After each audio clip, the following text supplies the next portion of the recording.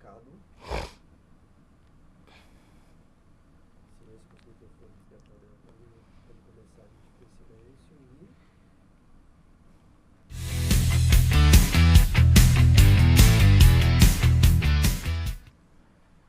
Bom dia, bom dia, bom dia para você que está ligado aqui no nosso canal do YouTube. Hoje a gente vai falar sobre a sexta rodada da fase de grupos da Libertadores. A rodada que definiu quem vai para as oitavas de final e quem já deu adeus à competição. Eu sou o Luiz Henrique Costa, como vocês podem ver aí no GC, e ó quem tá comigo hoje, Diogo Castro. E aí, meu parceiro? Prazer estar aqui com você, Luiz. Vamos para esse programa aí que debater futebol é muito bom e a gente tem um sorteio para falar sobre, hein? E espera até o final que a gente vai falar no finalzinho do programa sobre o sorteio que você tanto espera. Tem sorteio, tem gol bonito, tem seleção da fase de grupos da Libertadores, mas antes de mais nada, vamos começar com os resultados da última rodada da Libertadores. Bom, o primeiro jogo que a gente vai falar é sobre o Botafogo e Universidade de Chile. E ó, Diogo, que resiliência do time do Botafogo, porque apenas aos 27 minutos do primeiro tempo, o zagueiro Jair foi expulso. Mas 11 minutos depois, o Igor Jesus abriu o placar para a equipe do Botafogo e ó, seguraram o resultado até o fim do jogo. Então, a gente vê que esse time do Botafogo, igual foi ano passado, parecia que não ia classificar, fez as 3 primeiras partidas muito ruins, se recuperou, conseguiu passar no segundo lugar. Teve um jogo agora difícil contra a Universidade em casa. O Jair foi expulso e mesmo com o Jair expulso, foi lá, arrancou a vitória no sufoco. Do mesmo jeito que foi a partida antes também, o 3-2 contra o Estudiantes em casa. Também foi uma partida muito complicada, mas esse Botafogo está mostrando resiliência. Resiliência está crescendo ao longo do campeonato e finalizou a fase de grupos com 4 vitórias e 2 derrotas. 12 pontos no campeonato, hein? E agora... Realmente. Não, foi assim, cresceu muito. E agora, ó, vamos seguir pro rival, pro grande rival do Botafogo, o Flamengo, que foi Flamengo Deportivo Táchira, 1-0 pro Flamengo. Um time que, assim, não começou bem na Libertadores, um time que demorou para engrenar, mas se classificou em segundo lugar do grupo C. O gol da partida foi marcado pelo zagueiro Léo Pereira aos 21 minutos do segundo tempo. Então, o Flamengo que... A gente não tem outra palavra para definir, né? É uma decepção na Libertadores. O líder do Brasileirão, melhor ataque, melhor defesa, ter feito essa campanha num grupo que todo mundo, quando tinha sido sorteado, falou, o Flamengo pegou baba. E terminar em segundo lugar com 11 pontos, os 3 primeiros colocados com 11 pontos, o Flamengo é a grande decepção da Libertadores dentre os times brasileiros. E deu sorte também, né? Vamos concordar, Diogo. Acho que você que tá em casa assistindo a gente deve concordar que o Flamengo deu sorte por ter se classificado em segundo lugar, não ter sido eliminado ou ter passado a disputar os playoffs da Sul-Americana. Se classificou no saldo, né? No saldo. Pro Flamengo, a gente sempre espera um Flamengo dominante em todas as partidas. E não foi o que a gente viu em quase nenhuma partida da Libertadores. Cara, um time recheado de estrelas, né? Alexandro, Danilo, Arrascaeta, que tá jogando muito nos últimos tempos e assim, decepcionante. Totalmente decepcionante. Mas ó, parar de enrolar, parar de falar de decepção e vamos falar agora do São Paulo, que se classificou em primeiro lugar no grupo D, com 14 pontos, na última rodada da Libertadores, enfrentou o Tajeres lá no Morumbi e venceu a partida por 2-1. Os gols foram marcados pelo Sabino aos 26 minutos do primeiro tempo e por Luciano aos 39 do segundo tempo. Um belo gol do Luciano, diga-se de passagem. Lindo gol. E também lindo gol foi do Girotti, do Tajeres, do Federico Girotti, aos 39 minutos do primeiro tempo. Mas ó, Diogo, infelizmente essa partida ficou marcada por um caso muito triste envolvendo o jogador de São Paulo, Bobadilla. Realmente, Luiz, o Bobadilla teve uma fala que não tem outra palavra para definir além de horrível pro Navarro, jogador do venezuelano do Tajeres. E não tem o que falar, porque o Bobadilla aparentemente se desculpou ao Navarro, ligou para ele, se desculpou de acordo com o GE soltou essa notícia. Mas assim, é um negócio que não se fala. Você brincar com a fome de um país é um negócio que não se fala. E que o São Paulo tem a atitude de um clube grande de punir o Bobadilla. Porque o São Paulo, há 2 meses atrás, quando teve o caso do Luigi, que a gente viu infelizmente o que aconteceu com ele, o caso de racismo do Luigi na partida sub-20 da Libertadores, o São Paulo mandou um ofício pro presidente da Conmebol pedindo para que os clubes que tivessem casos de racismo fossem punidos com perda de ponto, com perda de mando de campo. E que o São Paulo, então, seja coerente, né? Com as próprias atitudes e com os próprios pedidos que ele mesmo faz. Não dá pra você cobrar algo que você não faz. Porque o que o Bobadilla falou não representa a torcida, não representa a instituição. O São Paulo é muito maior do que esse caso e, infelizmente, o Bobadilla foi muito mal, muito mal. E assim, cara, a gente é exatamente o que você falou. A gente quer cobrar postura. Nós, os clubes brasileiros, querem cobrar postura, mas a gente não dá esse exemplo. Isso é inadmissível. Agora vamos seguir, vamos falar de Racing e Fortaleza. Um jogo muito pegado, muito truncado lá no Cilindro, na Argentina, na casa do Racing. Olha, que time forte dentro de sua própria casa. O Racing venceu o Fortaleza com um gol nos acréscimos do segundo tempo, marcado por Adrian Martínez. E ó, que golaço, hein? Meu amigo, eu fiquei impressionado. E que jogador é o Adrian Martínez também, né? Esse time do Racing é bom, é encardido, é aquele time que sabe jogar Libertadores. Vai dar trabalho, hein? A gente vai falar do sorteio e do chaveamento mais tarde. Ó, olho nesse Racing. Olho nesse Racing, porque pode vir a ser a grande surpresa da competição. Então você que assiste Libertadores, que gosta de futebol, não tirem o olho do Racing. E também do Adrian Martínez, que ó, já vocês vão ver o golaço que ele marcou. Ó, seguindo agora pro grupo F, pro grupo da morte, que tinha Internacional, Bahia, Atlético Nacional e Nacional. Cara, o Internacional na última rodada venceu o Bahia por 2-1 na sua casa. E ó, os gols do Internacional foram marcados pelo Vitinho aos 13 minutos do segundo tempo e por Borré aos 32 do segundo tempo. Já o gol do Bahia foi marcado pelo volante Jean Lucas aos 9 minutos do segundo tempo. Sou fã do volante Jean Lucas, viu? Eu sei que a torcida santista tem um pouco de raiva dele, mas o volante Jean Lucas é um baita jogador. E é triste que o Bahia não tenha passado, que a gente não tenha tido o Inter e o Bahia passando, porque o Bahia... A gente pode ter essa impressão que o Bahia foi mal, mas o Bahia não foi mal na Libertadores. O Bahia foi bem, chegou a ser líder do grupo, fez 3 boas partidas no começo da Libertadores e depois oscilou, e nessa oscilação acabou ficando fora porque o grupo era muito difícil mesmo. E o Inter, ao mesmo tempo, também oscilou e acabou conseguindo ficar com o primeiro lugar do grupo. Exatamente. Ó, o Bahia, mas a vida do Bahia ainda não acabou nas competições internacionais.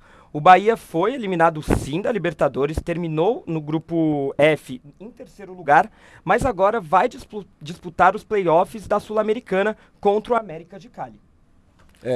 E o América de Cali, que é um dos times mais fortes da Libertadores, da Sul-Americana.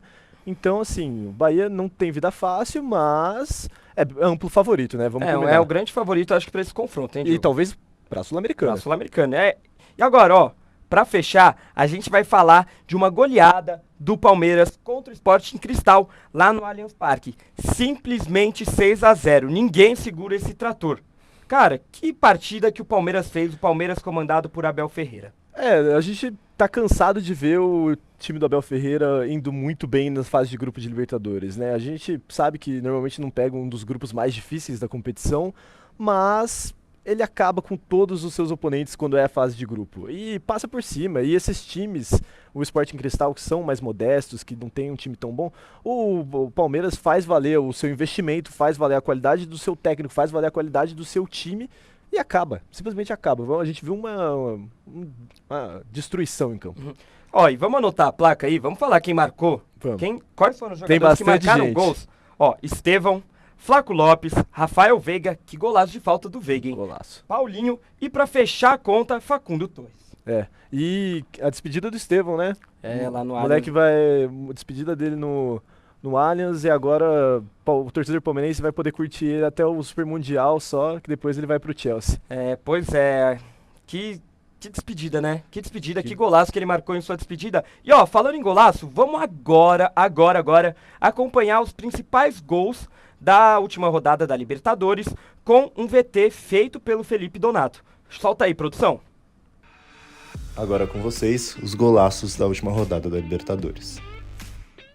Igor Jesus, com seu belo posicionamento, dá essa cabeçada matadora e desconcerta todo o goleiro. Nessa cobrança de falta do Flamengo, Léo Pereira aproveita a vacilada da defesa e dá esse tapa de primeira. Com esse passe maravilhoso, Girotti marca pelo Tadjeres. E aí, para virar para o São Paulo, Luciano faz esse golaço no ângulo. Nessa jogada aí meio estranha, Vitinho coloca no canto do gol do Bahia. Então, para matar o Fortaleza, Adrian Martinez virou essa bike fenomenal. Na sua despedida do Allianz Parque, Estevão corta para a perna esquerda e bate e é gol. Flaco Lopes saiu em vantagem e deu essa cavadinha para humilhar o goleiro adversário. Por fim, para ficar de bem com a torcida, Rafael Veiga faz esse golaço na cobrança de falta.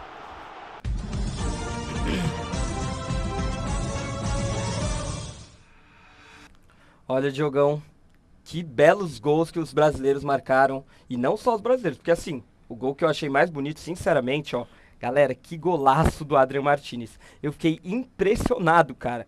O gol que ele fez pelo Racing, nos acréscimos da partida, no acréscimo da partida, cara. Decidiu a partida, Não, né? decidiu. Ele matou uma bola, uma linda bola, um lindo lançamento ali na área e virou uma linda bicicleta, cara, pra matar o João Ricardo. É, mas eu vou te falar que eu sou muito fã desse gol do Estevão, tá? Esse corte, essa puxadinha do ponta que traz pra perna oposta, vem, chuta no cantinho. Eu sou fã de jogada assim. Cara, sabe o que eu acho que deixa essa jogada ainda mais bonita? É saber que essa foi a última partida do Estevão pelo Palmeiras em casa, cara. É. Antes de ir pro Chelsea, antes do Super Mundial também. Sei lá, acho que isso tem um peso a mais pros torcedores palmeirenses Com e não certeza. só pros torcedores palmeirenses, pros torcedores brasileiros, cara. É sensacional. É, o Estevão fez um papel fantástico pelo Palmeiras, né? O Estevão jogou muito bem e não tinha forma melhor de se despedir do que com um golaço e uma grande atuação, né? Não, grande atuação e ó, vamos acabar esse papo aqui que a gente está tendo sobre os gols, sobre os resultados e vamos definir agora a seleção da fase de grupos da Libertadores, cara. E pra fazer isso, Diogão, sabe quem que a gente vai chamar? Quem? O nosso repórter Cauê Gregorassi. Chega aí, Ele Cauê. quer muito participar, hein? Muito bom dia pra você, Cauê, tudo certo? Bom dia, Luiz. Bom dia, Diogo. E bora pra seleção aí que tem muita coisa pra gente falar. Ó, bom, vamos aí. Ó, vamos começar pelo goleiro? Bora. Ó, na minha humilde opinião, tem que ser ele. João Ricardo, cara, do Fortaleza, fechou o gol. Um dos responsáveis pela classificação do Leão do Pici na Libertadores. E um dado interessante é que ele defendeu 83% das bolas que chutaram na meta do seu gol. Eu vou ir com o João Ricardo também, porque o João Ricardo tem uma das melhores médias de defesa por partida. Foi um goleiro que foi muito exigido, porque o Fortaleza está vivendo uma instabilidade defensiva muito grande. Então, assim, pra mim é o João Ricardo. Eu fui de João Ricardo também, que apesar a defesa do Fortaleza não ter sido uma das melhores em termos de chutes ao gol, o João Ricardo foi 2 vezes melhor da rodada pela Conmebol. Então eu vou de João Ricardo também. E agora, ó, vamos pra lateral direita. Na lateral direita, eu fui com Brian Aguirre, do Internacional. É um jogador que teve 14 desarmes ao longo dos 6 jogos da fase de grupos, marcou um gol e deu uma assistência, e tudo isso no grupo da morte da Libertadores, e foi um pilar da defesa do Colorado. O Aguirre jogou muito bem, mas eu acabei indo com o Gordon do Vélez, porque é um jogador que tem números defensivos ótimos e é um dos melhores jogadores do Vélez. Ó, Cauê, sobrou pra você desempatar aí, hein? Vamos desempatar essa bagaça. Bom, nessa aí eu vou ter que concordar com o Luiz. Para mim, o Brian Aguirre foi o melhor lateral direito da competição, que além de ter sido muito bem no ataque, com um gol e uma assistência, também foi muito bem na defesa, com uma média de 3 desarmes por jogo. E agora, vamos pra zaga? Vamos fechar pra zaga. Nossa dupla de zaga? Dupla de zaga agora, xerifões. Primeiro eu vou falar o xerifão do Flamengo, Léo Ortiz. Cara, que zagueiro é esse? Não. O pilar da defesa do Mengão. Zagueiraço, o Léo Ortiz é zagueiraço, tá na minha seleção também. E é um cara com uma qualidade de bola no pé que é assim, ímpar, né? Ímpar no futebol brasileiro. Pra mim é o melhor zagueiro do futebol brasileiro e na Libertadores, por mais que o Flamengo tenha sido a decepção que foi, Léo Ortiz jogou muito. Muita bola. Eu acho que essa decisão é unânime, né? Léo Ortiz é um senhor zagueiro, foi um senhor zagueiro nessa Libertadores, tanto que o Flamengo teve a defesa menos vazada do campeonato junto com o Racing, com apenas 3 gols tomados, e também rendeu a primeira convocação da Ancelotti com o nome de Léo Ortiz na lista. E agora vamos seguir, vamos para outra defesa menos vazada. Vamos pro Racing falar do zagueiro Sousa. Zagueiraço. Cara, que gigante é o Sousa. que gigante, o pilar da defesa do Racing e um dos responsáveis, obviamente, pela classificação da equipe para as oitavas da Libertadores. A gente tava falando que o Racing pode ser uma surpresa, que a gente não espera muito do Racing, a gente não fala muito, mas assim, o time é muito bom, passa muito pelo Sosa, viu? O Sosa é muito bom zagueiro, e a defesa do Racing é muito sólida. Eu acho que essa parte da zaga, acho que a nossa decisão foi unânime aqui, escolher o Léo Ortiz e o Sosa. Não tem nem o que falar do Sosa também, o Racing foi a defesa menos vazada com apenas 3 gols nos 6 jogos, e além disso, para um zagueiro, ele fez 2 gols, então ajudou tanto na defesa quanto no ataque. Ó, e agora, para fechar nossa linha de 4 lá atrás, vamos falar da lateral esquerda, que eu acho que, pelo menos para mim, foi a posição mais difícil de decidir nessa seleção. Eu fui com o lateral esquerdo Piquerez, do Palmeiras. Acho que assim, é um cara, um dos pilares dessa defesa do Palmeiras, dessa boa defesa do Palmeiras na competição, que sofreu apenas 4 gols ao longo da fase de grupos. E assim, é um cara que apoia tanto na defesa quanto no ataque, um grande lateral, um grande jogador. A gente sabe a qualidade do Piquerez de anos já, né? Um lateral que tá aí sendo um dos melhores laterais do futebol sul-americano há temporadas. Mas eu discordei. E eu fui de Enzo Dias. Porque pra mim o Enzo Dias foi uma surpresa total no São Paulo. O São Paulo que sempre sofre com as laterais, sempre sofre de não ter um grande nome.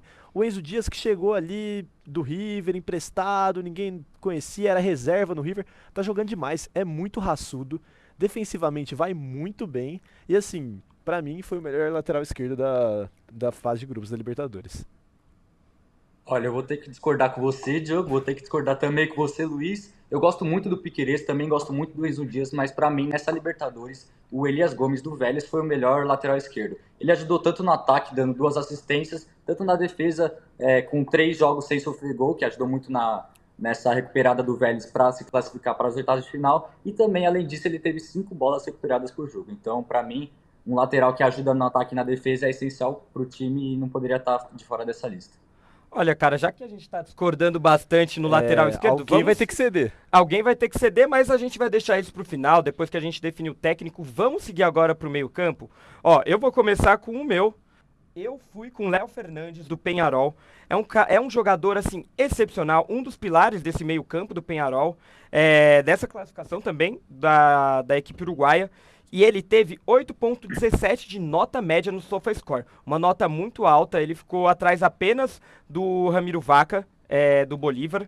E assim, ele marcou 2 gols, deu 4 assistências ao longo da competição e foi muito bem pelo Peñarol na fase de grupos. Eu acompanho você, o Léo Fernandes foi um dos melhores jogadores do Peñarol, foi o melhor jogador do Peñarol. É um meia baixinho, camisa 10, daqueles que lembram um certo argentino aí, né? Pois é. Para mim não existe uma seleção de melhores jogadores da fase de grupo da Libertadores sem colocar o Léo Fernandes. Ele que foi muito bem na Libertadores passada com o Peñarol, que infelizmente caiu nas semifinais com uma goleada do Botafogo, mas ele se destacou muito naquela competição. Alô, Cauê? Bom, já a gente volta com ele, vamos seguir aqui, eu e você, Vamos, Diogão. claro. Ó, Léo Fernandes, a gente já decidiu, foi muito bem pelo Peñarol, já entra aqui no nosso meio campo, e agora, vamos seguir, vamos falar sobre um cara que foi gigante pelo Colorado, Alan Patrick, cara. Artilheiro, hein? Que meio campo. Artilheiro da Libertadores. Ó, acredito que seja sonho de muitos torcedores aí de ter nos seus times. Como você disse, artilheiro da Libertadores, ao lado do Vaca, do Bolívar, com 5 gols, e também deu 2 assistências. Mais diferente do Vaca, ele é o jogador com mais participações em gols. 7 participações em gols, como eu disse, 5 gols e 2 assistências. Não existe, né, uma seleção sem o Alan Patrick, sem o artilheiro da competição. E o Alan Patrick, ó, além de criar jogada, faz gol. O Alan Patrick é aquele meia completo e melhor jogador do Inter há anos já, né? E tá surpreendendo nessa temporada. Acho que já tinha uma grande expectativa tanto da torcida do Inter quanto da torcida brasileira, dos torcedores de outros clubes, por uma boa temporada do Alan Patrick, por bons números, como ele mostrou agora na Libertadores. E ó, tem aquela discussão. quem será que tá melhor no ano aqui no Brasil? Alan Patrick ou Arrascaeta? Vamos guardar essa pra quando a gente for falar do confronto, Vamos Flamengo guardar. e Inter? Vamos guardar Que essa, cara. discussão é boa, hein? Rende. Essa aí vai ser boa. É. E agora, ó, pra fechar o meu meio... Ó, o Cauê voltou. Cauê então, voltou, Cauê, coisa ó, boa. Pra retomar aqui pra você, a gente já fechou com o Léo Fernandes, a gente já fechou com ele, jogou muito bem essa fase de grupos. A gente tava aqui falando sobre o Alan Patrick, nosso segundo meio campista. E aí, você concorda com ele na nossa seleção? Alan Patrick, que pra mim hoje é o melhor jogador do futebol brasileiro. Apesar dele ter caído de rendimento nessa etapa final da fase de grupos, não tem como não botar ele, né? Ele que foi artilheiro, fez hat-trick em um jogo e ajudou muito o Inter nessa classificação. Ah, beleza. Então é isso aí. A gente fechou com o Alan Patrick, gigante, grande jogador. E agora, ó, pra fechar o meio-campo, eu fui com o Mastantuono, do River Plate, um jogador de apenas 17 anos. Gente, vocês têm ideia, 17 anos, ele é mais novo que eu, pô. Que é isso? E mais novo que eu também por alguns aninhos de diferença. Mais aí, novo viu? que muita gente. Olha a responsabilidade que esse cara assumiu na Libertadores pelo River Plate. Cara, ele teve uma nota média de 7,73 pelo SofaScore. E ao longo da fase de grupos, ele marcou 2 gols e foi um dos responsáveis pela classificação do River Plate. É um futuro craque, né? A gente não tem outra palavra pra definir esse jogador. É um futuro craque. Já tá sendo disputado por Real Madrid e PSG. Se esses dois gigantes do futebol europeu estão leiloando, estão no leilão por ele, é porque a gente sabe que ele vai ser muito bom jogador. E a gente tem um problema de tático, porque eu coloquei ele na ponta direita. E porque no meu meio campo eu fui de Gregory do Botafogo, porque alguém precisa marcar, né? E o Gregory é um pitbull na posição, né? Rouba muita bola, desarma muito corte. E mesmo com o Botafogo fazendo uma fase de grupos mais fraca, o Gregory manteve o nível que a gente viu no ano passado. Vamos ver aí o que o Cauê acha. Fica com o Mastantuono ou não? Eu vou com o Luiz, vou de Mastantuono do River Plate. Pô, um cara que tem 17 anos, tá fazendo uma senhora Libertadores aqui até o momento. E ele é aquele tipo de jogador que faz tudo, né? Ataca, defende, dita o jogo, não tem como não botar ele. Ó, e agora vamos pro trio de ataque. Eu fui com o Inestrosa na ponta esquerda, com o Estevão na ponta direita e na frente, nosso centroavante, o Adrian Martínez do Racing. Marcou aquele golaço na última rodada da Libertadores e é um dos jogadores com mais participações em gols. Atrás do Alan Patrick, que tem 7, o Adrian Martínez tem 6, com 4 gols e 2 assistências. Falando um pouquinho do Inestrosa, do Atlético Nacional, ele tem uma nota média de 7,52, tem 1 gol e 3 assistências na competição e foi um dos responsáveis pela classificação do clube colombiano no grupo da morte da Libertadores. E para fechar, o Estevão, um garoto de apenas 18 anos que já estava destruindo, marcou 4 gols e 1 assistência na Libertadores. O meu trio de ataque, a única diferença seria realmente o Mastantuono no lugar do Inestrosa. Mas, como vocês já puxaram ele pro meio de campo, eu vou fechar com o seu trio de ataque. Fechou. Então é isso aí. Você, Cauê? Bom, eu vou ter que discordar um pouquinho de vocês. Na verdade, na parte do Estevão, acho que não tem como discordar. É um moleque de 18 anos destruindo novamente aí na Libertadores. Ele que está de saída para o Chelsea, mas são 4 gols e 1 assistência em 5 jogos, então eu vou com o Estevão. Na ponta esquerda eu coloquei um jogador pouco conhecido aqui na mídia brasileira, que é o Ramiro Vaca do Bolívar, que é muito rápido, muito habilidoso. Nessa Libertadores ele foi titular em 4 jogos e teve 5 gols, que também é artilheiro junto com o Alan Patrick. Então, para mim, ele se destaca.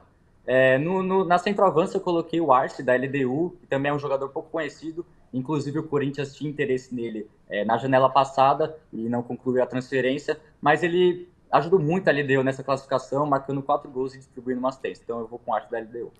Então é isso aí. Ó, agora, para fechar... Treinador, vamos combinar que eu já sei o voto do Cauê. Não precisa nem defender, né? É, Abel Ferreira. É o Abel, não tem muito Abel o que falar. Ferreira. E ó, pra fechar nossa seleção, lateral esquerdo, acho que eu vou ficar com o Diogo. O Enzo Dias foi muito bem pelo São Paulo, uma grata surpresa. Enzo Dias é muito bom jogador. E você, Cauê, vai com a gente? Eu vou com o Enzo Dias também. Fechou. Então é isso aí, a gente fechou a nossa seleção, uma grande seleção. João Ricardo, Brian Aguirre, Léo Ortiz, Sousa, Enzo Dias, Léo Fernandes, Alan Patrick, Mastantuono, Inestrosa, Estevão, Adrian Martínez e para fechar no comando da nossa equipe, Abel Ferreira. É isso aí, essa foi a seleção. Tchau, tchau, Cauê. Muito obrigado, amigo. Obrigado, Valeu, Luiz. Cauê. Obrigado, Diogo. Até. Bom, e agora a gente vai falar do sorteio das oitavas de final da Tão Libertadores. aguardado momento. E para isso, vamos puxar o VT do nosso repórter Matheus Silva. Chega mais. Valeu, Luiz, valeu, Diogo. Então já bora pro vídeo que tem muita coisa pra gente comentar aqui nesse sorteio. No dia 2 de junho, aconteceu o sorteio para a fase de oitavas de final da Conmebol Libertadores. Tivemos 6 times brasileiros classificados, entre eles São Paulo, Botafogo, Palmeiras, Fortaleza, Flamengo e Internacional. Os jogos das oitavas vão acontecer entre as semanas do dia 12 e 20 de agosto. Mas será que algum time brasileiro foi beneficiado? Vem descobrir com a gente. Começando pelo jogo do São Paulo, temos um confronto duríssimo contra o forte Atlético Nacional, que ainda não perdeu em casa pela competição. Em contrapartida, o tricolor paulista soma 3 vitórias fora de casa. É um jogo sem grandes favoritos, mas importante é lembrar que o São Paulo define na volta. Passando para o atual campeão, o Botafogo vem ajustando o time cada vez mais a cada jogo, apesar de ter sofrido um drama ao se classificar apenas na última rodada da fase de grupos.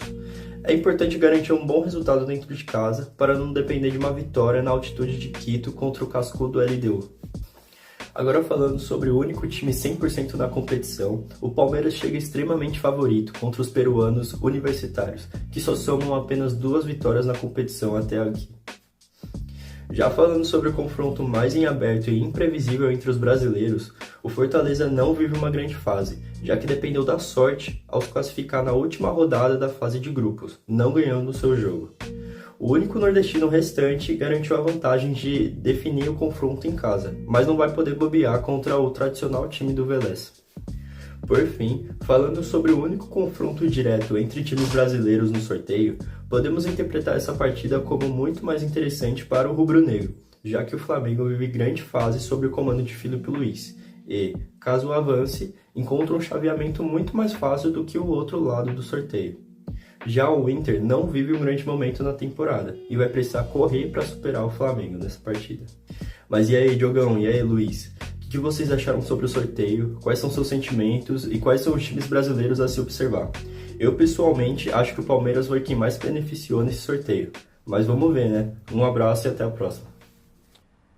Bom, e agora as oitavas de final serão disputadas, como o Matheus disse, só em agosto por conta do Super Mundial. E agora vamos para os confrontos.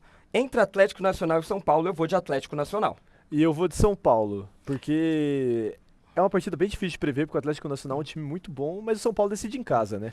Fortaleza e Vélez, eu vou com o Vélez, Jogão. Eu vou com o Vélez também, a fase do Fortaleza tá muito ruim. Flamengo e Internacional, eu vou com o Flamengo. Eu vou com o Flamengo por causa da janela de transferências e o poderio de investimento do Flamengo, mas realmente é um confronto difícil de prever. Universitário e Palmeiras, um confronto super tranquilo pro Palmeiras, eu vou com o Palmeiras. Palmeiras, não tem jeito. Libertad e River Plate, vou com o River Plate. Eu também vou com o River Plate. Cerro Porteño e Estudiantes, eu vou com o time argentino, vou com o Estudiantes. Eu também acompanho você, vou de Estudiantes. Penharol e Racing, também vou com o Racing, que como a gente falou, um grande time. Olho nesse Racing. E por fim, LDU e Botafogo, eu vou com o Fogão. Fogão, esse time da LDU é bem fraquinho. E agora, vamos saber um pouquinho o que a nossa equipe de produção acha?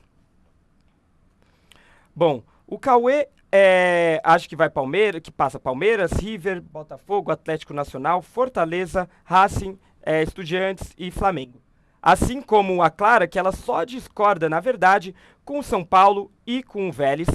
O Felipe Giordano também segue na mesma linha, vai que nem a Clara, concorda com todos os confrontos. O Felipe Donato acha que passa a LDU no lugar do Botafogo. São Paulo mantém, Vélez mantém, mas na verdade o Felipe também acha que passa o Penharol contra o Racing. E pra fechar, o Matheus. E aí, Diogão, quem que o Matheus acha? O Matheus acha que o Cerro Porteño vai passar, discordou, e a gente vê que o Cauê tá diferentão, né? O Cauê resolveu diferenciar ali no Atlético Nacional e no Fortaleza. Mas de resto, a gente vê que são confrontos que a gente concordou muito com a nossa equipe, né? A gente concordou muito, foi bem, quase que unânime. E agora, Diogão, nosso programa chegou ao fim. Chegou a hora. Infelizmente, vocês viram o que nossa equipe de produção acha, vocês viram que os apresentadores aqui, eu, Luiz e o Diogo, achamos. E pra gente fechar o programa, a gente quer agradecer imensamente você que assistiu até aqui a nossa análise e nossa discussão sobre a última rodada da Libertadores, sobre o sorteio, sobre os gols mais bonitos e também sobre a seleção ideal da fase de grupos. E a gente não pode deixar de agradecer essa linda equipe técnica que está por trás das câmeras. Vou começar agradecendo o Cauê, nosso repórter, também o Matheus Silva, repórter, o Felipe Donato, produtor e nosso repórter também, o Felipe Giordano, produtor e roteirista, a Clara Verduz, roteirista e produtora, os responsáveis técnicos Marcelo Bonora, Jassa e Diogo Castro, e por fim agradecer a nossa professora orientadora Patrícia Rangel. Muito obrigado também a você, Diogo, que apresentou comigo. Foi uma honra apresentar com você. E muito obrigado a você, Luiz, também, apresentador fantástico. Que honra estar do seu lado, viu? Muito obrigado. Obrigado. E ó, é isso. Fiquem ligados que, ó, agosto, oitava de final da Libertadores. Por aqui é só. Fomos. Tchau, tchau. Um beijo. Beijo.